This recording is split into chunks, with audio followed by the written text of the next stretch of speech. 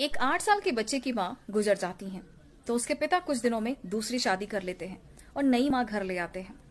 कुछ ही दिनों बाद वो बच्चे को अपने पास बुलाते हैं और पूछते हैं कि बेटा, तुम्हें अपनी नई माँ पसंद है? वो कहता हाँ पसंद है। तो वो कहते हैं अच्छा ये बताओ तुम्हारी माँ में और इस नई माँ में क्या अंतर है? इस पर वो कहता है कि मेरी माँ झूठ बोलती थी और नई माँ सच बोलती है। पिता आश्चर्य में पड़ जाते हैं। वो कहते तुम क्या बोल रहे हो? जिस माँ ने तुम्हें पैदा किया, पाल पोस कर इतना बड़ा किया, तुम उन्हें झूठा बता रहे हो? कहता हाँ पिताजी, वो झूठ बोलती थी। वो कहती थी अगर तुम मौज मस्ती करेगा ना तो तुझे खाना नहीं दूंगी। लेकिन मैं खूब मौज मस्ती करता था, पर वो मुझे पूरे गांव में ढूंढ कर ले आती थी और अपने हाथों से खाना खिलाती थी। नई माँ भी यही कहती है कि अगर तू मौज मस्ती करेगा ना तो तुझे खाना नहीं दूंगी, और वो खाना नहीं देती है, वो सच बोलती है।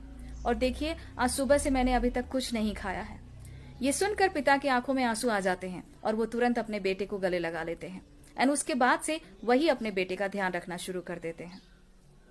तो इस धरती पे ना अगर कोई भगवान है तो वो हमारे माँ बाप है।